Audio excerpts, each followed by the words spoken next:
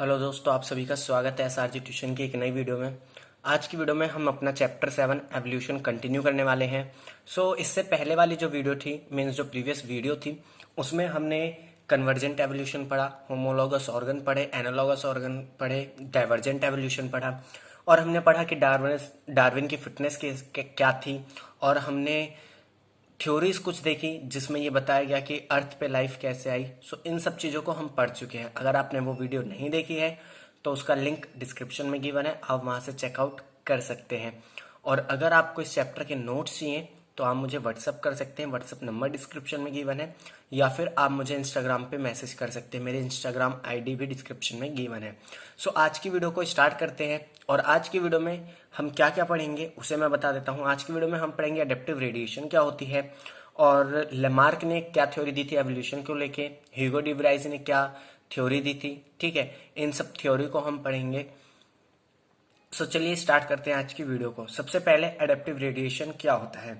The process of evolution of different species in a given geographical area starting from one point and radiating to other area of geography is called adaptive radiation.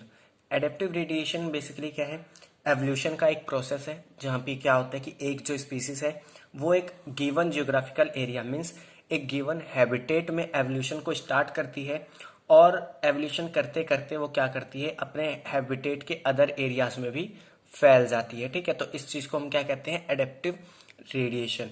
Example की अगर हम बात करें तो हमारे Darwin finches हो गए, जिन्हें हम ऑस्ट्रेलियन मार्सीपियल भी कहते हैं। ठीक है, मार्सुपियल भी कहते हैं, sorry. When more than one adaptive radiation appeared to have occurred in an isolated geographical area, this is called convergent evolution। जब एक गिवन एरिया में या एक गिवन हैबिटेट में एक से ज्यादा एडेप्टिव रेडिएशन हमें देखने को मिलती है तो इस तरीके के एवोल्यूशन को हम कहते हैं कन्वर्जेंट एवोल्यूशन। क्योंकि यहाँ पे क्या होता है, दो अलग अलग स्पीसीज आके एक सिमिलर तरीके का एवोल्यूशन करती हैं। ठीक है, एग्जाम्पल के लिए अगर हम बात करें तो प्लेसेंटल मैमल जो ऑस्ट्रेलिया में पाए जाते हैं और जो मार्सुपियल है मीन्स जो ऑस्ट्रेलियन मार्सुपियल है, उनके बीच में कई सिमिलैरिटीज पाई जाती हैं। ठीक है, तो ये सब किस वजह से है, कन्वर्जेंट एवोल्यूशन की वजह से, क्योंकि उनका हैबिटेट एक है तो इसलिए उनमें जो एवोल्यूशन आई वो भी सिमिलर होंगी। ठीक है, उसके बाद हम पढ़ते हैं biological evolution. Branching descent and natural selection are two key concept of Darwin theory of evolution. तो डार्विन ने जो अपनी थ्योरी दी थी एवोल्यूशन की, जिसमें उन्होंने नेचुरल सिलेक्शन और फिटनेस के बारे में बताया था, उनमें उनका जो ब्रांचिंग डिसेंट था, ब्रांचिंग डिसेंट मीन्स कैरेक्टर का पेरेंट से प्रोजेनी में ट्रांसफर होना, एक पेरेंट से प्रोजेनी में, फिर उस प्रोजेनी से उसकी प्रोजेनी में ट्रांसफर होना क्या कहलाता है, ब्रांचिंग डिसेंट। तो ब्रांचिंग डिसेंट यानी कैरेक्टर या जो भी हमारा एवोल्यूशन हुआ है उसका ट्रांसफर होना। ठीक है, और नेचुरल सिलेक्शन मीन्स नेचर का उस चीज को सिलेक्ट करना। ये की कॉन्सेप्ट थे उनकी थ्योरी के। उसके बाद हमारे एक साइंटिस्ट आए लेमार्क, जो फ्रेंच के एक साइंटिस्ट थे। उन्होंने ये कहा कि जो एवोल्यूशन है लाइफ फॉर्म का, वो ड्रिवन करा जाता है ऑर्गन के यूज और मिसयूज से, मीन्स हम किसी ऑर्गन को किस तरीके से यूज कर रहे हैं। उन्होंने अपनी थ्योरी के सपोर्ट में जिराफ का एग्जाम्पल दिया। उन्होंने बताया कि जो टॉल प्लांट्स पे लीफ होती थी, उन्हें चबाने के लिए या उन्हें खाने के लिए जिराफ क्या करते थे, अपने गर्दन को खींचते थे। ठीक है, और उस खींचने की वजह से उनकी जो गर्दन है वो लंबी हो गई और आगे फिर वो प्रोजेनी टू प्रोजेनी ट्रांसफर होती गई। लेकिन इस थ्योरी को कई सारे साइंटिस्टों ने नकार दिया। उसके बाद हम पढ़ते हैं ह्यूगो डी व्राइज। उन्होंने अपनी एक क्या करी, अपनी एक थ्योरी दी। उन्होंने बताया ही believe that it is mutation that cause evolution. ये म्यूटेशन है जो क्या करती है, एवोल्यूशन कॉज करती है। लेकिन इसमें कई सारी ऐसी चीजें थी जो डार्विन की थ्योरी से अलग थी और ये चीज एग्जाम में पूछी जाती है, तो हम उन चीजों को देखते हैं। Mutation are random and directionless while Darwin variation are small and directional. Mutation जो है रैंडम होती है, मीन्स वो एडवांटेज भी हो सकती है, डिसएडवांटेज भी हो सकती है, और किसी डायरेक्शन यानी एक पर्टिकुलर डायरेक्शन मीन्स एक, जैसे हम कहें कि म्यूटेशन हमारा हुआ है। ठीक है, म्यूटेशन से अगर हम रेगुलरली एडवांटेज ले रहे हैं तो वो एक डायरेक्शन में, लेकिन उससे कभी कभार डिसएडवांटेज भी हो सकता है। तो म्यूटेशन हमारी क्या है, डायरेक्शन लेस है। लेकिन जो डार्विन की वेरिएशन थी वो छोटी थी, मीन्स धीरे धीरे देखने को मिलती है और एक सही डायरेक्शन में जाती है। मीन्स वो धीरे धीरे एक नई स्पीसीज का फॉर्मेशन करती है।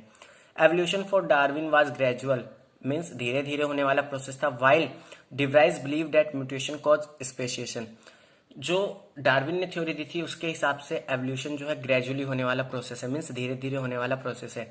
लेकिन डिवराइस का ये मानना था कि जो म्यूटेशन है वो नई स्पीसीज का फॉर्मेशन करती है, यानी जिस प्रोसेस को हम क्या कहते हैं, speciation, and called it saltation. और उन्होंने इस म्यूटेशन को क्या कहा, सॉल्टेशन, जिसका मतलब होता है सिंगल स्टेम में लार्ज म्यूटेशन का कॉज होना, जिसकी वजह से हमें एक बिल्कुल ही अलग न्यू स्पीसीज देखने को मिल जाए। लेकिन ये चीज कई साइंटिस्टों ने नकार दी थी। उसके बाद हम आते हैं हार्डी वैनबर्ग प्रिंसिपल पे। सो ये जो प्रिंसिपल है काफी इंपॉर्टेंट है और इसकी जो इक्वेशन है वो भी काफी इंपॉर्टेंट है। ठीक है, it state that allele frequency in a population are stable and is constant for generation to generation. इन्होंने बताया कि जो एलीली की फ्रीक्वेंसी होती है किसी भी पॉपुलेशन में वो स्टेबल होती है और कांस्टेंट होती है generation to generation. The gene pool means किसी भी जीन की जितनी भी एलीलीज है, चाहे जितनी भी जीन्स हमारे प्रेजेंट हो किसी पॉपुलेशन में, उनकी जितनी भी एलीलीज है उन सारे के सम को हम क्या कहते हैं, gene pool. The gene pool remain constant, this is called genetic equilibrium. और जो जीन पूल है वो कांस्टेंट रहता है पूरी पॉपुलेशन में, जिस चीज को हम क्या कहते हैं, genetic equilibrium. Sum total of all allylic frequency is 1, और जितनी भी एलिली है उनकी फ्रीक्वेंसी का सम 1 के इक्वल होता है। ठीक है, और उन्होंने एक इक्वेशन दी जिसे हम कहते हैं हार्डी वैनबर्ग इक्वेशन, जो क्या थी, p square plus 2pq plus q square equal to 1। ठीक है, इसमें p और q हमारे क्या है, होमोजाइगस डोमिनेंट और होमोजाइगस रिसेसिव एलिलीज को शो कर रहे हैं। ठीक है, change of frequency of एलिली in a population result in evolution. और जब किसी भी पॉपुलेशन में ये फ्रीक्वेंसी, यानी जो हमने अभी इक्वेशन पढ़ी, ये फ्रीक्वेंसी चेंज होती है तो वो क्या करती है, एवोल्यूशन कॉज करती है। अब कुछ फैक्टर्स हैं जो क्या करते हैं, हार्डी वैनबर्ग इक्विलिब्रियम पे अफेक्ट डालते हैं, यानी जो हमने क्वेश्चन पढ़ी उस पर इफेक्ट डालते हैं। कौन कौन से वो फैक्टर्स हैं, जीन माइग्रेशन या फिर जीन फ्लो, मीन्स जीन का एक जगह से, एक हैबिटेट से दूसरे हैबिटेट में किसी जीन का मूव करना। जेनेटिक ड्रिफ्ट बेसिकली एक तरीके से म्यूटेशन है, लेकिन ये सडनली अराइव होती है और फिर सडनली गायब हो जाती है। ठीक है, थर्ड हमारा आता है जेनेटिक रिकॉम्बिनेशन, दो पेरेंट्स के मिलने से एक नई प्रोजेनी का बनना जिसपे दोनों पेरेंट के करेक्टर हो। ठीक है, जो हमने चैप्टर 5 में पढ़ा था। उसके बाद म्यूटेशन जो ह्यूगो डी व्राइज ने बताया, और फिफ्थ हमारा क्या है, नेचुरल सिलेक्शन, जो हमें डार्विन ने बताया। तो ये 5 चीजें हैं जो क्या करती हैं, हार्डी वैनबर्ग इक्विलिब्रियम पे अफेक्ट डालती हैं। यहाँ पे इन्हें मैंने पूरी तरीके से एक्सप्लेन नहीं करा, लेकिन जब आप नोट्स लेंगे तो उसमें ये कंप्लीटली एक्सप्लेन है। ठीक है, उसके बाद हम पढ़ते हैं brief account of evolution. Evolution कैसे स्टार्ट हुआ। सो ऐसा माना जाता है कि 200 मिलियन साल पहले, यानी माया पहले, सेलुलर फॉर्म जो है अपेयर हुई अर्थ पे। Some cell had ability to release O2, और जो सेल हमारी आई उनमें कुछ सेल के पास ऑक्सीजन रिलीज करने की एबिलिटी थी। Slowly single cell organism become multi cellular, धीरे धीरे single cell organism multi cellular बने। By the time of 500 mya, means 500 million साल पहले इनवर्टिब्रेट्स फॉर्म हुए और एक्टिव हुए, मीन्स मूवमेंट करना स्टार्ट हुए, अपना घूमना फिरना स्टार्ट हुए बेसिकली। ठीक है, jawless fish probably evolve around 350 माया, और जो जॉलेस फिश थी, मीन्स ऐसी मछलियां जिनका जबड़ा नहीं था, वो इवॉल्व हुई 350 माया के आसपास, यानी 350 मिलियन साल पहले। Sea weeds and few plant exist probably around 320 mya, और जो समंदर में घास फूस पाई जाती है और जो प्लांट्स पाए जाते हैं वो 320 माया साल पहले एग्जिस्ट हुए। First fish with stout and strong fins could move on land and go back to water. This was about 350 माया। सो ऐसी फिश जिनके पास मजबूत और मोटे फिन्स होते हैं वो इवॉल्व हुई और वो क्या करने लगी, पहले लैंड पे जाती थी और फिर वाटर में वापस आ जाती थी। तो ये चीज कब स्टार्ट हुई, 350 माया में। Lobe fins evolve into first amphibian that live on both land and water. Lobe fins हमारी पहले ऐसी स्पीसीज तो क्या हुई, पहला एम्फीबियन जिनने बनाया, और एम्फीबियन जैसे आपको पता है लैंड और वाटर दोनों पे सर्वाइव करते हैं। The amphibian evolve into reptiles, और एम्फीबियन रेप्टाइल्स में इवॉल्व हुए। इन नेक्स्ट 200 मिलियन ईयर और so reptile of different shape and size dominate on earth. और उसके मीन्स जब एम्फीबियन रेप्टाइल्स में क्या हुए, हमारे इवॉल्व हो गए, उसके 200 मिलियन साल बाद तक या उससे ज्यादा तक जो रेप्टाइल्स हैं उन्होंने अर्थ को डोमिनेट करा। Tyrannosaurus rex biggest dinosaur about 20 feet in height. Tyrannosaurus rex हमारा सबसे बड़ा डायनासोर है जिसका फॉसिल फ्यूल हमें मिला है। ये हाइट में करीब 20 फीट का है, ठीक है। About 650 Maya the dinosaur suddenly disappear. 65 million साल पहले जो डायनासोर थे वो सडनली यानी अचानक से इस धरती से गायब हो गए। फर्स्ट मैमल वर लाइक श्रू, और जो पहले मैमल्स थे वो श्रू की तरह थे, ठीक है।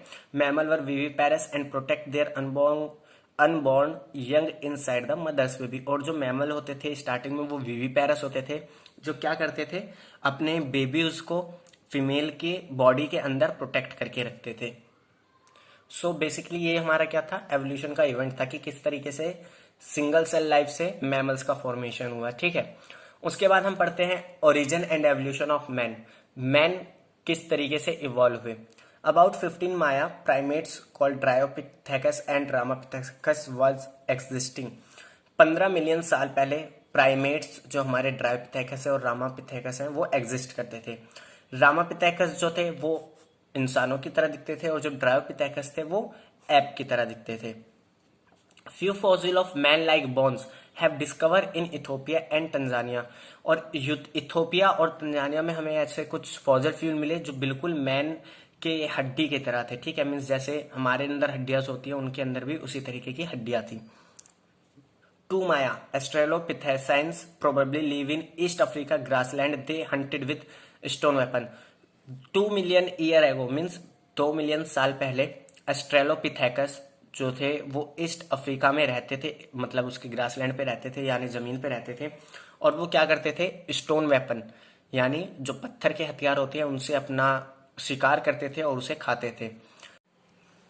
The first human like being the hominid and was called Homo habilis did not eat meat. तो जो पहला इंसान की तरह दिखने वाला बिंग था उसे हमने नाम दिया होमिड, और उससे जो स्पीसीज बनी उसे हमने नाम दिया होमो हैबिलस, ठीक है। और ये क्या करते थे, मीट को ईट नहीं करते थे, मीन्स ये नॉनवेज नहीं खाते थे।